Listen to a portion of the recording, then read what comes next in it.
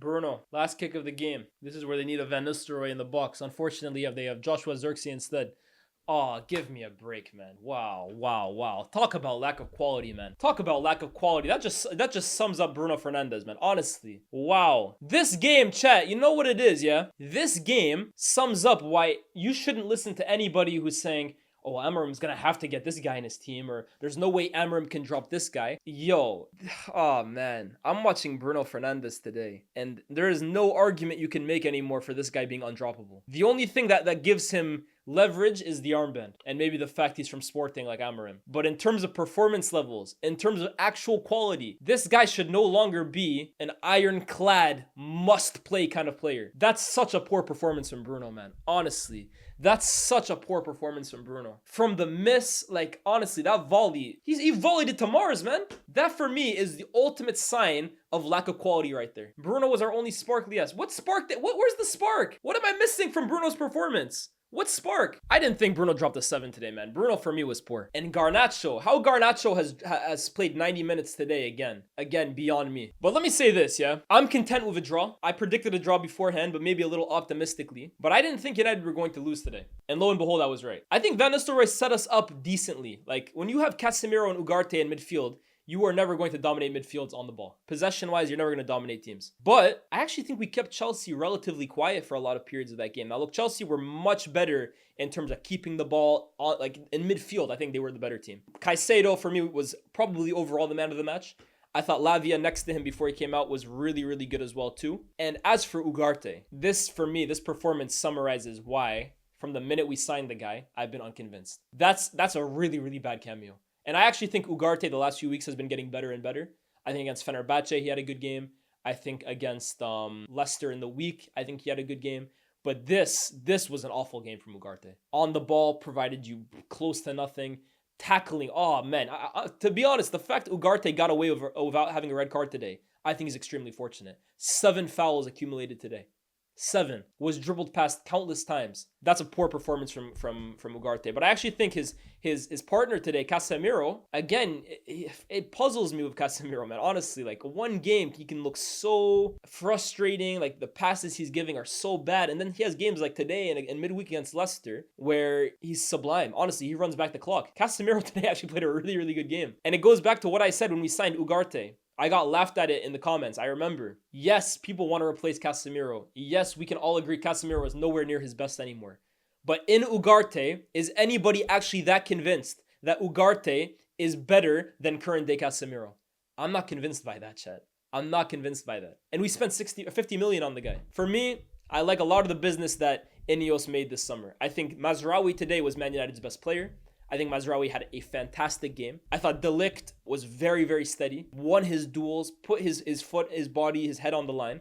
I thought De Ligt was very good. I think Lenny Yoro, like I continue saying, I'm a fan of that signing and what it represents.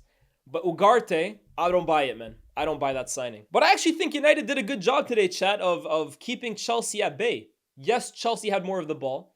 Yes, Chelsea in the midfield were the superior team. But when you look at the most threatening moments of this game, you look at the biggest chances for either team, for the most part, they all kind of fell to United. United looked like the team, in my opinion. Correct me if you guys think I'm wrong. I'm more than happy to be corrected here. But from what I watched, I thought United looked more dangerous today. I thought United had the better chances fall to them. I thought United looked like the team more likely to score goals. I thought United were maybe like a pass or a strike or just the right decision or the correct execution away from potentially scoring on a number of opportunities. And yeah, Chelsea had some chances, right? The header from Noni Madueke off the post towards the end, a few pop shots. But for the most part, I think United kept them at bay. I think they did. And I think that's a bit frustrating for Chelsea. Like I would be very concerned today if I'm a Chelsea fan, because this was a United team that for the most part all season have been on their knees. They've looked vulnerable. But I went into this game, and a big reason why I thought they could maybe get something away from Chelsea was I look at this Chelsea team, and people think that I'm hating on them when I say this. But when I looked at the games against Brighton and West Ham and Wolves where they were irresistible, I thought they were very, very good those days. And I've said it on stream, I'll say it again. I think bar Liverpool, and you could even argue maybe even better than Liverpool, Chelsea are, if not one, the second best team in transition in the league. In the counter-attack, when they get guys running, Cole Palmer picking up the ball, lifting up his head and sending in Madueke in behind, Neto in behind, Jackson in behind. That's tremendous pace, and that's a tremendous threat in transition that they possess. And I looked at the games against Brighton, the games against West Ham, the games against Wolves, how open those teams played. It was basically fell into Chelsea's hands. I thought so. Nothing to take away from Chelsea, right? Because they still have to play, right? They still have to create chances. They still have to score. But I did think the way those teams approach the games was perfect for the way Chelsea wants to play. However, today, I thought if United could keep it compact, which they haven't been able to do all season, fair enough, but Van Nistelrooy today, I think, had them looking pretty compact, especially with that midfield pairing. I felt like you could have success against this Chelsea team, and I think I've been proven right today. But look, I think Van Nistelrooy has already shown that there is something to work with in this United team in terms of at least keeping us compact, keeping us competitive during games, not conceding bucket loads of chances like United have over the last 12 to 18 months under Ten Hag. But one thing that is still extremely concerning, and this is undeniable, is our attack. This team going forward, man, there's a severe lack of quality. Severe. And that's why I was saying it under Ten Hag. I'll continue saying it today. No matter who the manager of this team is, this team will struggle to create chances. This team will struggle to score goals. Create chances less so, because this year they've actually created a lot of chances. I think they actually lead the league in big chances created. But in terms of putting chances away, rather, this team will struggle. Because there's no bona fide, guaranteed gunman in the team. There is no one that you are comfortable with if a chance falls to their feet. They're all patchy at best when it comes to finishing, and for some of them, the final touch, the end product, is absolutely non-existent. I'll repeat it again. I'm shocked today that Garnacho has finished the game. I'm absolutely shocked. That second half, right? I think towards the end, he had a few moments, but the minute he moved onto the left and Reece James also moved onto the right, and Cucurella came on, Reece James had Garnacho where he wanted him the entire game. Garnacho couldn't compete with the guy. And I hear it. Reece James is a top right back, elite level fullback in my opinion. But if that's the case, if it's not going for Garnacho, take the guy off. I'm hardly Rashford's biggest fan here, but today there's no chance you can tell me Garnacho was better than Rashford when the two of them were on the pitch. Nah, today for me was the game to take Garnacho off and to keep Rashford on. But it seems with Garnacho, and I don't want to say it's favoritism or whatever, because Ruud is only picking on who he thinks is the best. It's not like he has anything to gain from this long term. But I don't know what it is with Garnacho, why under every single manager he's consistently given favoritism when it comes to playing maximum minutes. Whether it's over Ahmad, whether it's over Rashford, I can't believe it today that he's played 90 minutes. Some of the decision making, some of the end product, some of the execution, some of the actual just quality. That's the word here. And it's why I continue saying I love Garnacho. I honestly love his mentality. I love his tenacity. I think he's going to be a very good player in this league. But when it comes to actual out-and-out talent, out-and-out quality, out-and-out ability, there's nothing special about this guy. And it's not me hating on him. It's just me being honest. I don't know why we're giving Garnacho superstar treatment here.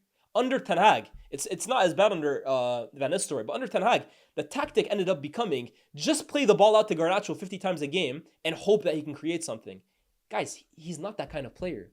He's not Cristiano Ronaldo. He's not Eden Hazard. He's not going to be a guy that with his quality, you give him the ball every single time, he makes something happen every single time. There's going to be games where he gets absolutely locked up. That was today. So for me, it's bewildering. And I hope under Amorim, we don't see similar in terms of every single game, Garnacho's playing 90 minutes. Every single game, Garnacho gets the ball every single time. Bro, you have a ceiling. You are capped as a team if Garnacho's your best attacker. And that's the way we're treating him right now. But then I look at the other guys, right? Hojlund, I actually thought that my chat didn't agree with me, but I actually think Hojlund, in terms of holding up the ball, didn't do that bad of a job today. I think he actually, his hold-up play was actually decent today, personally. I think he did very well for the goal. In terms of that pass from Casemiro, which I thought was a brilliant pass, right over Fofana's head. Hojlund takes it down well, runs the keeper, wins the penalty. I thought he did well there. But I thought just in general, I actually think he held up the ball pretty well, personally. But there's a big issue in the fact that all the chances that we want to fall to Hojlund never fall to him. Now, is that a problem with the team, the way we create chances? Is it a problem with Hojlund's movement? I'm not too sure. But I think for what Hojlund could do today, he was isolated for most of the game. When the ball fell to him, Colwell's on his back, Fofana's on his back. I actually was impressed with the way he held up the ball. Now, on the other hand, Joshua Zirkzee, I'm concerned. I'm massively concerned, chat. I'm massively concerned. There's no getting away from it. I know we always want to give the new signings the benefit of the doubt, but I'm massively concerned about Joshua Zirkzee. For a guy of his height, his size, he's 6'4". Cam met him in person. He told me, bro, the guy's a monster. He's giant. He's bigger than Harry Pinero. Harry Pinero's a big guy. Zirkzee's he's a man mountain. But he plays like he's 5'6". There's no intensity to Zirkzee's game. There's no aggression to Zirkzee's game. There's no physical dominance to Zirkzee's game. Yes, he's a neat player. Yes, he's a player that you give him the ball, he's got good touches, he's got a good footballing brain, he's unselfish. Those are all good qualities that he has. But I'm sorry, you're never going to get to see them at its full potential if he continues approaching the game the way he does. This guy, Joshua Zirkzee, you know how he plays, chat? He plays the game as if there's no one else playing against him. It's like he's just out there by himself. There's no defender defending him. There's no pressure on him. When he receives the ball, no one's going to go in and tackle him. No one's going to try and come in behind him. He plays like he's by himself. But Joshua, I'm sorry to let you know here, buddy. You're playing against 11 other players. You're 6'4", and guys are literally manhandling you. That's an issue. That's a massive, massive issue. Already, the Premier League is a physical, intense league. There's no getting around it. But for you, the physical aspect isn't the problem. I think it's his intensity. I think he comes into the game way too low vibrations. I'm not trying to question this guy's mentality here, but there's not enough, oomph about his game, man. Honestly, he comes in, it looks like he woke up 5 minutes ago. It's not good enough, man. And I think he needs to up the levels. Because look, Amorim is coming in, and if Amorim's going to come in and play any way like he did at Sporting, Hojlund's going to be his guy. If Amorim is coming to United and is going to replicate any aspect of his game from Sporting, Hojlund's going to be his guy. It's not going to be Zirkzee because you know what he wants from a striker. If it's anything like Gyökeres, he wants his striker to be athletic. He wants his striker to be hungry. He wants his striker to be direct. He wants his striker to be a physical handful. None of what I just described is Joshua Zirkzee. So boy, I like Zirkzee. I hope he succeeds. I'm rooting for him. But bro, these performances are a joke. He got sent through on goal today, and it looks like the guy's running through quicksand. Honestly, Fofana caught up to him like no problem. So I think United have a massive attacking problem. And it's concerning when you look at how much money they've spent on this group of players. I already spoke on Garnacho. For me, look, sometimes I think I'm being harsh on Garnacho. Then I hear other people talk about him. I'm like, maybe you're being harsh. But then I look at games like today. Bro, he's not Cristiano Ronaldo. He might have the mentality of Cristiano Ronaldo. But the skill set, the ability, the talent, the end product, the output, it doesn't match up. He's a good player, nothing more, nothing less. Treat him like that. Right now, we're giving him like superstar responsibility. I don't understand it. It's like we're keeping Garnacho on the pitch because you know how in the past, if Ronaldo plays a bad game, you're never taking off Ronaldo. That's the perfect example. If Messi plays a bad game, right? Or if Messi's pretty non-influential in a game, which doesn't happen often, but just stay with me, right? If Messi's playing a bad game, no one would ever dare take off Messi because you know he still has unbelievable ability to create something, to have a moment. Same thing with Cristiano Ronaldo. Same thing with Salah. Same thing with Neymar. You don't take those guys off because they have match-winning capacity. They have the ability to still create something during a game. Garnacho is none of those guys. If he's not playing good enough, take him off and try somebody else that will. That's what I'm saying here, man. Who do I want to put on? For me today, I'm sorry. Again, like I said, I'm not a Rashford fan here. I think Rashford has his own issues. But there's no way you can convince me today that Garnacho, in the time that they played together, had a better performance than Rashford. No chance. But look, I give credit to Van Nistelrooy, right? Because Van Nistelrooy is here for 3-4 games. All he can do is not lose. All he can do is set this team up the best they can. Don't get destroyed by everybody. And I actually think these 2 games, they've actually been some of the more encouraging games of the entire season.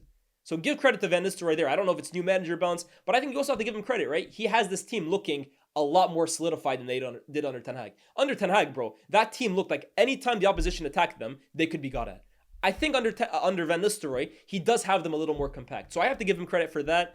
I'm a fan of Ruud van Nistelrooy. As a character, obviously he's a Manchester United legend. I hope he does well before he inevitably bows out. So for me, no complaints about Ruud van Nistelrooy. However, I do think this next game and then the game against Leicester, we're in need of some changes. Obviously, midweek against PAOK.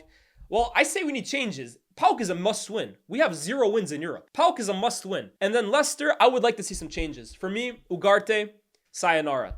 Garnacho, I wouldn't start him at the weekend. I wouldn't. It was a Ten Hag performance, LOL, not inspiring at all. I don't agree. I think if Ten Hag coaches that game today, we lose. This season, defense has not been the problem. The attack is. Bro, our defense has not been good this season. Look, I understand scoring goals is the biggest issue. But come on, bro. We got destroyed 3-0 by Spurs. It should have been more. And we got destroyed 3-0 by Liverpool. It should have been more. Let's not get carried away, right? Like we were some defensive powerhouse under Ten Hag, man. Come on. We couldn't defend under Ten Hag either, bro. Honestly, like, come on. Thoughts on Palmer? I didn't think he was that great.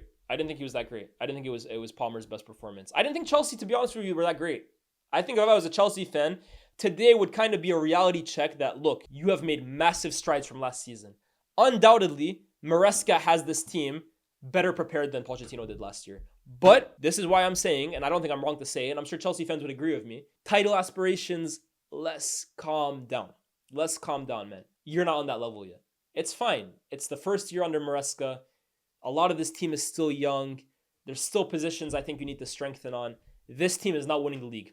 It's not happening. But I don't think that's the end of the world. I think, look, dream on, but nah, it's not happening. I look at the way Chelsea still play against settled defenses, and I'll be real, there's some issues there. I don't know how you solve it. That's the only thing. Because for me, Caicedo and Lavia, that's the midfield going forward. These two, I look at Enzo. The way Maresca talked about Enzo in the press conference, for me, suggests that Enzo is no longer a starter for Chelsea. When fit, Lavia and Caicedo will be playing in midfield. Maybe Enzo gets a game against the smaller teams. I don't mind it. I think Enzo now has proven himself to be too ineffective. For that amount of money, he's too ineffective. And I think Lavia and Caicedo really exert a much better control over the game. Defensively, I think they're much more compact. I'm a fan of those two.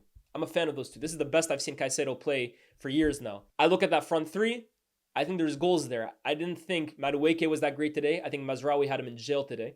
Honestly, I think Mazraoui had Madueke locked up. Neto had his moments. Actually, the goal that they score off the set piece, it comes from Neto, I think, megging Mazraoui on the touchline, or maybe it was megging Licha. Jackson is a handful. Today, I didn't think had his best game. And then Cole Palmer had a few really nice touches. Like, he left Casemiro for dead ones. He left Ugarte for dead ones. But overall, his impact on the game, not his best game. So I think Chelsea are on course to finish in the top four, which I think if you had offered to most Chelsea fans at the start of the season, they would have bit your hand off. But will they win the league? Will they even challenge for it? In my opinion, absolutely not. I think they're too far away from it. I think the inexperience is there. I think still the lack of, like, just in these bigger games for me, I don't think they look up to the standard of an elite team. I think against Liverpool, they were good, but not great. I think against City, they were okay, but not good. I think today they've been okay, but not really good. Inevitably, going to Old Trafford in one of United's worst ever seasons, if you have title aspirations, you wipe the floor of United.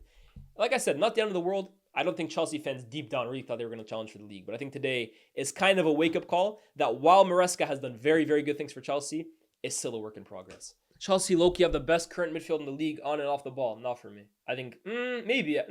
Nah, I couldn't. Right now, I guess City are out of the equation because Rodri's out. Liverpool have a very good midfield for me.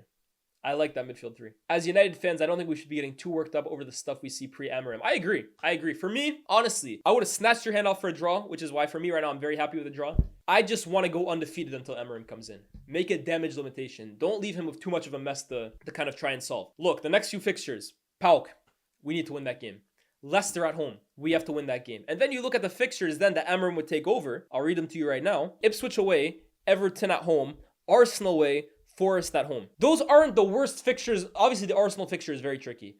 But those aren't the worst fixtures in the world for Amorim to kind of come in and find his feet and get this United team playing. I think if we can win the Leicester game and we can win in midweek against PAOK, which can get our European adventure back on track, I think it's a great place for Amorim to take over after the international break. And I think from there, we should start seeing a semblance of a team that can get their season back on track. Did I talk about how United's press release labeled Amorim as head coach? Not surprising for me. And why I say, right? I think the job of United manager now with Ineos is a little easier than it was before, because now the focus for any coach that comes in is to do exactly that. Just coach the team. Recruitment is, you'll have a say in it, obviously, but that's taken care of by guys ahead of you. Managing the club, that's taken care of by guys above you. Just coach the team. Just get the team ready for a match day. Just coach them during training. Everything else, you don't got to worry about, man. Thoughts on Bruno today? For me, poor. Are people really saying Bruno was that great today? What's Twitter saying on Bruno? Liban thinks Bruno, Mazraoui, and Casemiro are best performers today. Bro, I don't know the stranglehold Bruno has over this football club, man, honestly. It's kind of 50-50, bro. Some people are saying Bruno constantly disappoints me. Umir said, think Bruno has been unsung in his work today. Get Bruno out of this 11. Bruno's the biggest fraud to ever wear a United shirt. For me, look, me personally, I've never seen it with Bruno Fernandes in terms of being an elite player. That I'll always stand by, right? But for me, the production has gone out the window. Like, yes, he scores a penalty today, but in terms of his actual creativity, like the amount of chances he's actually creating, his final pass, his eye for goal, I think every single season it's got worse and worse and worse compared to like his first season and his second season. I think it's got worse and worse and worse from there. On the ball, I've never been sold by him. You can tell me all you want about that year where he played deeper and he was more composed on the ball. Bro, Bruno was not an elite passer like that in terms of just keeping the ball ticking. And look, bro, for me, performing in the big games is a sign of a big game player, is a sign of a big player, an elite player. Bruno in these kinds of games, yes, he scores his penalty today, but the game for me just passes him by from a physical point of view, from a technical point of view, from an actual like impact point of view. I really don't see it with him, man. Honestly, I really don't see it. And now you look at his age, bro. What? He's 31 years old? How old is Bruno Fernandes? He's turning, well, no, he just turned 30 years old. Like, he's not getting any better, man. He's not getting any better. He's not getting any younger. I just feel like with Bruno, people have this idea that he has to be a part of whatever Manchester United team comes. Like, oh, the next manager that comes, oh, Bruno has to be a big part of that. Why? Why does Bruno have to be a big part of that? Like, what is it about Bruno that makes it he has to be a huge part of any United team going forward? Why? I don't understand, like, the stranglehold he has over this fan base, bro, honestly. Like, yes, he's capable of good performances. I thought against West Ham, he was terrific. Outside of that, this season, Bruno's been garbage. Let's call it what it is. Bruno's had a bad season. Don't you think that production has gone down because United's attack has gotten worse by every season? Yes, but he's part of that attack. He's part of that attack. The attack isn't supposed to be getting worse if Bruno's such a great player. The attack goes through him, bro. He's the chance creator. He's the goal. Like, at one point, he was the goal scorer. Moises Caicedo in the Premier League this season. Most tackles and interceptions combined. Most tackles won at 61% dual win rate. Joint most interceptions in a single game versus Newcastle. Back to his best. Yeah, Caicedo, for me, look, I think he deserves a massive, massive credit from this season. I think he's completely changed it around. Obviously, he was very good at Brighton, but I was never really convinced by the price tag. I thought last year was a poor year for Moises Caicedo, but I think he deserves massive credit. I think this year he's been one of the best midfielders in the league. Obviously, we know about his ball playing. I thought he took his goal superbly well today. On the ball, I think, look, he can carry the ball. Caicedo, he's turned it around this year, man, for sure. But, like, who can bring any sort of creativity other than Bruno? Why do you need one guy to create all your chances for you? What other team operates like that? The best football teams have creativity from all over the pitch. They get creativity from their fullbacks. They get creativity from their defensive midfielders, from their strikers. The system is what creates. Bruno, people have this idea, like, he's like a 50 chances created per game guy. Maybe his first season, he was that. But these days, bro, Bruno is hardly some creative player that nobody can chat to. Not the way I view it. His final ball, for me, has completely fell off a cliff this season. Yes, I hear it, but he's proven that Bruno has given you performances that were vital, and I think you guys are not in the position to just drop him. That's the issue, bro. That's the issue. We've replaced the entire team, bar Bruno Fernandes, and yet everybody else needs to change, bar Bruno. He wasn't bad last season, just started terribly. No, Bruno ended well. But the season was already done by the time Bruno actually picked up form.